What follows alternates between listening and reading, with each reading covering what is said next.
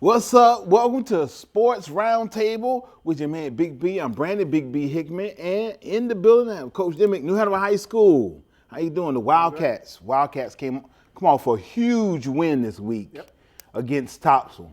And I was messing with you off air. I said, Coach, you didn't let them breathe, man. 51-7. It was a complete game, so I was really pleased. We're starting to put things together, so I was really happy. I thought our kids played well defensively again, another lights-out game, and then offensively we're starting to click a little bit, so that's good. My question on this: when we start to get into a high-scoring game, do you start pulling in? Let me see what this sophomore can do, or do? Yeah, we do. I mean, I think pretty much everyone played. Both quarterbacks played. We're thin in some areas, and so there's some we don't have choices as much. So you keep them in, but you don't throw the football, and you kind of. You try to shorten the game a little bit and just run it, so we try to get everybody in these type of games. That's what it is. Coach Dimmick's in the building. Let's take a look at what went down Friday. Here we got defensively, their first drive of the game. Owen kicked it deep, and they get it on the 20-yard line, so we're moving right along there. But again, defense is playing phenomenally. I mean, they've put two complete games together and really doing a great job. They were pretty dynamic passing. Here's Makai Stanley. Big run here on first play of the game. Again, you look at the field position. Again, Owen Daffer in special teams. Here, Kobe McCaskill just does a great job. He's really started to up his game a little bit ever since the Jack Britt game. Interception by Rashaad Rogers. So, we're down about the 7-yard line on their second possession. And here Malik Myers catches a little screen pass from Chase and punches it in for a touchdown. So we're up 14-0 pretty quick, 2 possessions. Here defensively again, I can't say enough. They've really done a great job defensively. Now here's offensively a little sprint out pass to Aiden Brady. Pretty solid protection here. Aiden makes a great catch for a big first down on 3rd and long. All right, some more defensive highlights here. Just getting after it. I mean, they run a little toss play, but there we go. All right, another defensive highlight. Big stop. Again, didn't let them get the running going. Here's offensively. Chase to Jaheim Marshall does a great job adjusting his route. He had a big game for us. It was good to have him back. He had about 8-9 catches for 150 yards. And then here Makai's just going to punch it in. A little ISO play, breaks a tackle, and we're in the secondary and we're scoring. So he's done a good job. Here's another one. We kick it off. They don't recover it. So we get the ball down there. Chase runs the option, keeps it, and he punches it in. I think that makes it 28 to nothing there. And then here's Raz Chandler doing a great job here, just kind of tight-roping the sideline. I really feel good about our running backs. They're all doing a great job. Here's another little screen play to Raz.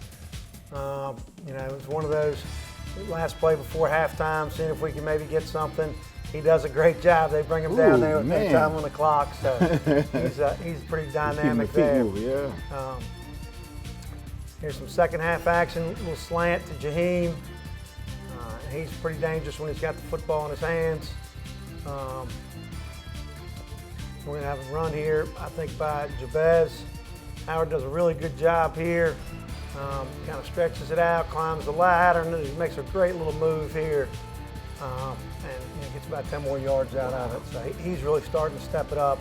So really pleased again. Like I said, our running backs are doing a heck of a job. Here we've got a penalty, so it's 3rd and long, and Jaheim does a great job. Chase Jaheim down to the 3-yard line. We punch that one in.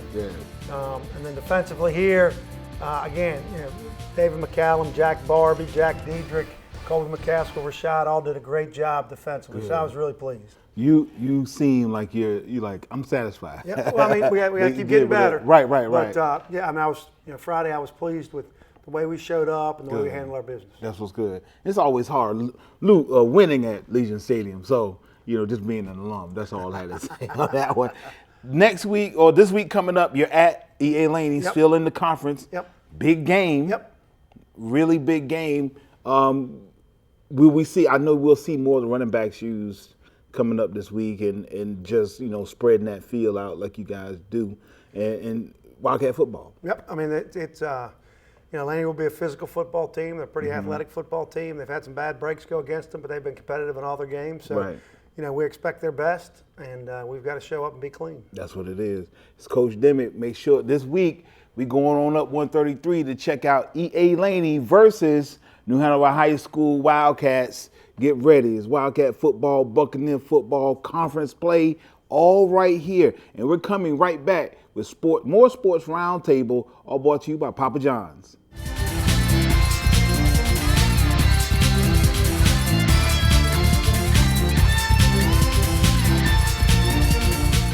Welcome back to Sports Roundtable. I'm your host, Brandon Bigby Hickman, and let's go up 133. Talk to my man, Coach Yeoman. How you doing? Doing all right, buddy. Thank you. Buccaneer football, rough one this week. Well, last Friday, West Brunswick, rough team. Tell us about it. I mean, it was a good matchup. I mean, you look at the score, it wasn't indicative of how the game went. Okay. We had a lot of opportunities to put points on the board, and I just didn't do the greatest job of putting our team in the best position to score. But that's a testament to West Brunswick and the job they do over there. They're a tough team, and we knew that going into it. Great defense, and then they do just enough on offense to keep you honest. So it was a good game. I mean, it was 6-0 late in the third quarter, and then they put 2 more touchdowns up to make it a 22-0 game. So fairly back and forth through the entire game, around up into the third quarter. It was. I mean, the defense and the special teams did a great job of putting our offense in position to put some points on the board, and they stood tall, man, and didn't allow us to get a first down. So we were going for it on fourth down, didn't quite go for the field goal.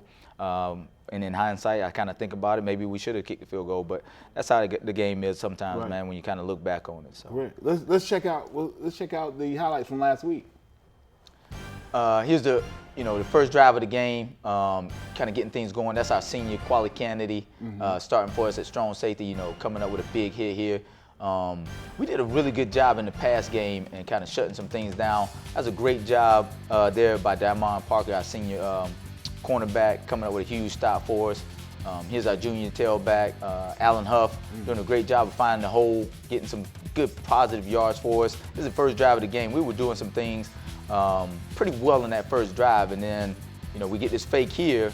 Can't see it, but the receiver's in the way, and they called us for blocking down the field. So that was actually an offensive pass interference on that particular play, so that wasn't quite a highlight. They get the ball back, they drive, they score. Quality candidate, again, one of the fastest kids on the team, comes up with a blocked field goal. And here's just a sophomore, our fullback, coming up with a huge run for us on the second drive that we had. Eli Rivera does a good job for us, man. He's a hard-working kid, love him to death. He works hard in all phases of the game. And there's, again, quality candidate up on the toss. They were trying to outnumber you on that edge game. Quality did a great job of setting it off for us and coming up with some big plays. And then here's our sophomore linebacker, Rodney Robinson, coming up with a fumble for us. We did a great job of getting that ball back from him. Can't see it, but that was a great job by one of our junior defensive linemen, Isaac Wallace. He jumped inside on that pull, and then here's one of our senior linebackers coming up with a huge play for us. They kind of got away from some tendencies that we had saw on film, which is a testament to them and the great job they've done. That's quality. I'm sorry, not quality Kennedy, but Federico De La Rosa coming up with a huge block for us. Again, we had opportunities to put points on the board. We just could not finish it out. And then there was another hit on fourth down. A host of Laney guys coming up with some big plays. Connor Poe, our sophomore athlete, coming up with a big play there. And Toby Stone coming up with that fumble recovery. And again, like I said, they were doing a great job of giving us opportunities to put points on the board. We just could not finish drives out. And that's John McKinney, one of our senior running backs, coming up with a big play there. And then again, one of our senior secondary guys I'm drawing a blank on his name. One of our free safeties coming up with a huge play for us there.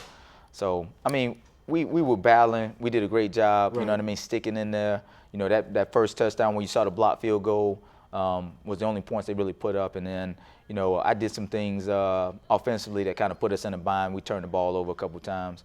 Couldn't get the first down, man, on fourth down. So they did a great job of boring that neck. and just kind of stuff us on some of those drives that we were trying to accomplish. Now, Coach Yeoman, what I've seen from week to week is when Laney, it's a rough game, you retreat, go back to the planning board, and you come back out with something totally different. And I'm like, wow. Yes, He's sir. getting ready to go. And I know that's going to happen because big game coming up. Yes, sir. We're going to be at Laney, right? Again. We're going to be at Laney this week. Wildcats. Wildcats, man. Wildcats. Coach was just in here. Coach Dimick said they're a physical team. Defensively, they're a physical team. Yes, sir. And we're going to have to play them. Yes, sir. He's saying when it comes to, we can look at standings and ratings, like I said last week when we get into the conference play, but when you get the crosstown rival, it is just that. It's heart and crosstown rival. It is, and I'm not sure what you're talking about with the physical part, but I know that this football team is a physical football team for sure. Watching them guys on defense, they get after you, they fly to the ball. Offensively, he's doing a great job, mixing it up a little bit and spreading the wealth. He's got a lot of athletes that we got to be worried about. So I'm looking forward to the challenge. It's gonna be a packed house, man. I hope so. I'm about to sneak in there. Yeah, I might sounds come great. out there with y'all. Let's do it. We're gonna be at EA Laney this week. The Wildcats travel to EA Laney. The Buccaneers football, I need all the Buccaneers alum and current students to get on out there this Friday. It's going to be a good game. You might see Big B. I might pop in there and check you out, though. It's Sports Roundtable. We'll be right back.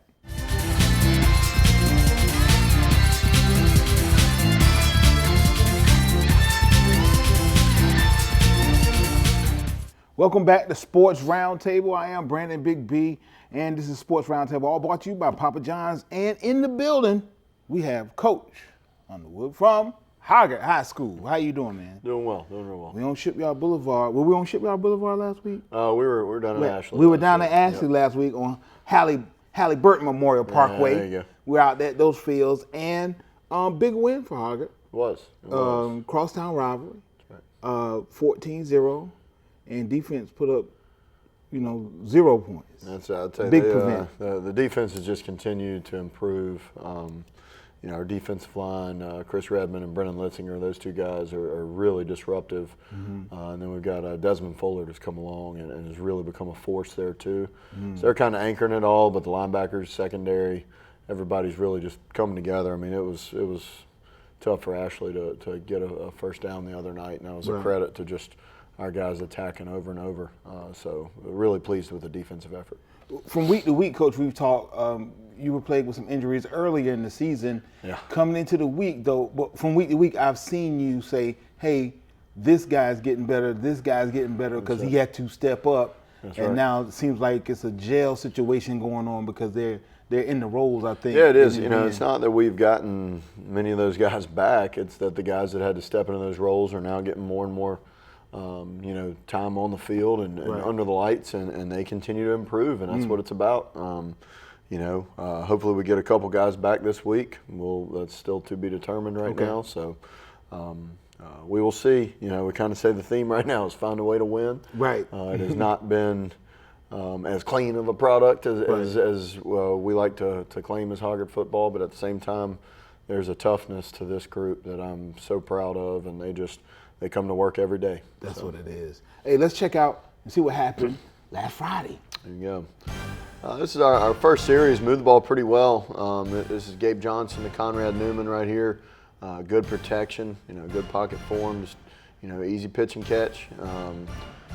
Gabe threw some good balls, and I thought the offensive line did a good job in terms of secondary play. This is Marion Graham. He had kind of a breakout game. Close to 100 yards rushing, but more importantly, almost 10 yards a carry. Wow. So every time he's touching it, he's doing something with it. This is Gabe to Carter Moses. Again, Carter's in there as a sophomore tight end because of injury, and he's stepping in and making some big plays for us. So he's a 6'5" sophomore tight end, so he's got a chance. There you see that defensive line I was talking about swarming. Those guys just played. Ashley does a good job being multiple in their offensive fronts and formations, and I thought our guys responded well. This is Gabe Johnson to Chad Holler. Really good yards after the catch here from Chad Holler, so took it and got us a big first down there. Back on the defensive side, again, kind of a full house set. A lot of motions and trades. It's a big thing in our conference right now, and you got to keep the edge. And you saw those guys, able to fly and get to the football there. So that's Tyler Ryan and Isaiah Shelton, Jackson King. Those guys had some big nights. Trying a little toss pass action, and thought our guys did a good job there. It's Chris Redmond stepping in and making another big play. He really has become the anchor for us at nose guard. He does a great job. This was a big play in the ballgame. This is Bryson Lapa, who's become kind of a hybrid player, plays some defensive end, plays inside and outside linebacker. He's really come along. That was a big time, it was a 4th down stop. And then this is right after half. Just coming back, thought our guys answered. It was frustrating first half offensively. Guys answered by driving the ball down. Good job with the run game, a little bit of play action passing in there. But that's Brady DeHaas and Amarion Graham. The unsung heroes, Issa Baggett, he's our fullback, and he's some crushing blocks. So there's Amarion again. Again, him and Brady got most of the carries. Jack Thomas was able to get back in the mix. He's been out most of the season because of injury, but was able to get back in the mix and do some great things for us. There's Brady, just that was a big 3rd down on the series right there after the quarter change. This is Sam Jones right here, kind of making something out of nothing and hitting Rex Hardy. That was a big conversion. Sam started, Gabe Johnson and Sam Jones are both splitting time at quarterback right now. Because they can flat out play. But after that big pass, there's Amarion Graham. Again, you can see his speed there. But it is coming together. We've had some definite growing pains. But we are. I'm really pleased with the way the team's coming together. Huge game this week. West Brunswick's undefeated and really good on both sides of the ball. So we got our hands full going to Charlotte, but we're really excited about it. Conference championship. It's one game at a time right now. And that's how it's all about. Us in West Brunswick. So. Yeah. So I need folks. I need you to get on the road. You Hoggart fans. That's right. You Vikings. Hey, we got to move from Shipyard Boulevard on down 17 and check out the Vikings as they go against West Brunswick. Huge game, tough team. What do you think your combat is on this? Is it aerial? Is it on far offensively? Do you? Well, I think we've got. We've been able to run the football pretty well. We've got to be more efficient through the air. So certainly one of our goals is to attack the entire field week to week, and we've struggled with that a little bit this year. So we're certainly hoping to put that. It all needs to come together this week to move the ball on a defense that's playing as well as they are. Got you. They've got some great players. I think Coach Hickman does a good job schematically as well, and so. We got our hands full, but at the same time, I think we met all day yesterday. I think we got a good plan, and really excited. These are games that you look forward to right here. High school football at its finest. The Vikings take on West Brunswick at West Brunswick. Meet them there, you Vikings. I see you. We'll be back with more Sports Roundtable.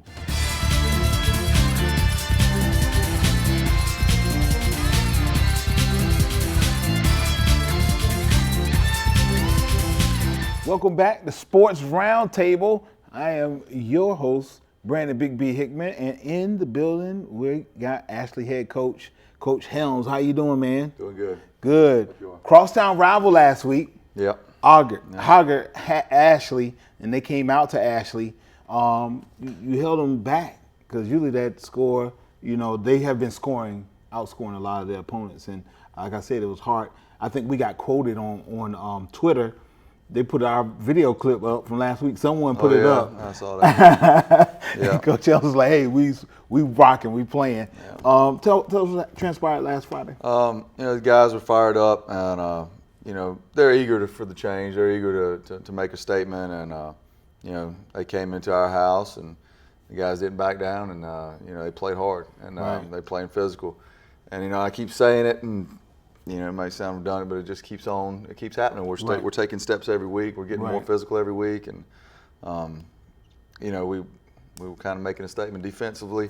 I mean, we'll see it in a minute. In our highlights, our defense just played lights out. Right. And, guys making big plays and people flying around. And, we're still having some experiential type mistakes here and there. But, things are coming together and the guys are rising to the challenge. Coach, before we talked to Coach Underwood from Hargate, he complimented when you guys switching it up a lot and moving the ball around. Not, it was definitely some unexpected situations. He was like, "Oh, wait, what's that?" Yeah. And so that was good. Let's see what happened. Okay. This past Friday. A lot of these clips are defensively. Like I said, I can't really say enough about our defense and how they're flying around and hitting. I think that's Jalen McClamby coming across, making a big play right there. We're standing some of the guys up on the ends, Jalen and Cody Baker, 44, and letting those guys run around a little bit.